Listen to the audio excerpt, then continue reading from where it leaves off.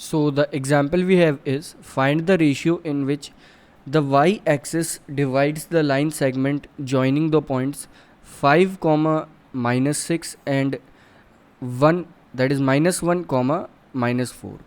सो हमें ये बताना है कि हमारे पास ये पॉइंट्स हैं. एक तो हम मान लेते हैं कि 5, -6 है, एंड जो सेकंड पॉइंट है हमारा वो हमारे पास है -1, -4.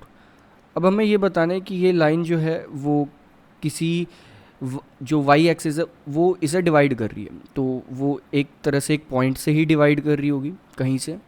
तो हम वो पॉइंट मान लेते हैं. हमने मान लिया कि वो पॉइंट है x, y. हमें वो नहीं पता. नेक्स्ट एक चीज़ हमें यहाँ से पता होनी चाहिए.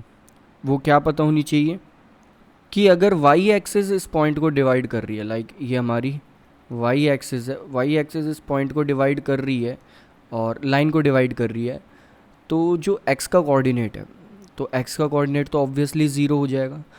x का कोऑर्डिनेट ज़ीरो क्यों हो जाएगा? क्योंकि x एक्सिस पे तो ये पॉइंट आगे मूव ही नहीं कर रहा. सो ये जो पॉइंट है ये x, y जो होगा ये हो जाएगा 0, y. ये हमारा पॉइंट हो जाएगा. ये इंपॉर्टेंट चीज़ है इस क्वेश्चन में.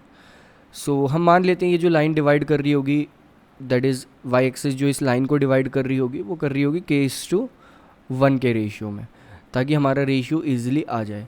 तो हमें पता है x जो होगा वो यहाँ पर होगा, दैट इज़ हम सिंपली अगर इसे लिखना चाहें तो ये हो जाएगा हमारा m1 multiplied by x2 plus m2 multiplied by x1 divided by m1 plus m2. हमने m1 को तो k मान लिया है और m2 को हमने 1 मान लिया, और x हमें पता है 0 है, बाकी x2 और x1 की वैल्यूज़ भी हमें सारी पता है.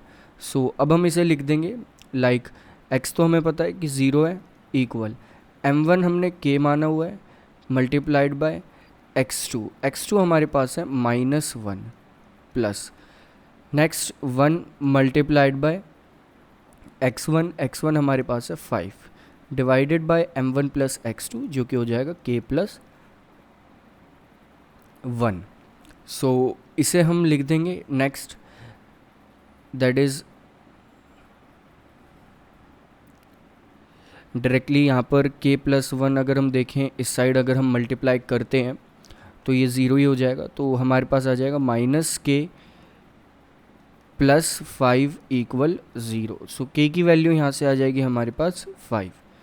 k अगर हमारा 5 है तो वो जो लाइन डिवाइड कर रही होगी, और दैट इज़ वाई एक्सिस जो इसे लाइन को डिवाइड कर रही होगी वो 5:1 के रेशियो में इस लाइन को डिवाइड कर रही होगी. सो हम यहाँ से एक तरह से जो रेशियो है हमने वो तो डिटरमाइन कर दिया, लेकिन अभी हमने कोऑर्डिनेट्स नहीं बताए, यानी कि हमें पॉइंट ऑफ इंटरसेक्शन भी बताना है कि ये पॉइंट क्या होगा हमारे पास. तो इसके लिए x तो हमें पता है, लेकिन हमें y का कोऑर्डिनेट नहीं पता y क्या होगा. सो y हमारे पास आ जाएगा m1, नेक्स्ट m1 के बाद y2 plus m2 y1 divided by m1 plus m2. और m1 y2 यहाँ पर डायरेक्टली हो जाएगा जब हम मल्टीप्लाई करेंगे, that is y equal 5 multiplied by y2 यहाँ पर है -4 plus next 1 multiplied by -6 divided by, इसके बाद हमारे पास आएगा divided by m1 plus m2 जो कि होगा 6. सो y की वैल्यू यहाँ से आ जाएगी हमारे पास -20 -6 अपॉन 6, दैट इज़ -26 अपॉन 6, जिसे हम यहाँ पर डायरेक्टली -13 अपॉन 3 भी लिख सकते हैं. जब हम इसे डिवाइड कर देंगे एक तरह से तो ये -13 अपॉन 3 भी आ सकता है. सो वो कोऑर्डिनेट्स हमारे पास हो जाएंगे, दैट इज़ यहाँ पर वो कोऑर्डिनेट इस जगह के ये हमारे पास हो जाएंगे, और इससे पहले था 0, दैट इज़ 0, -13 अपॉन 3.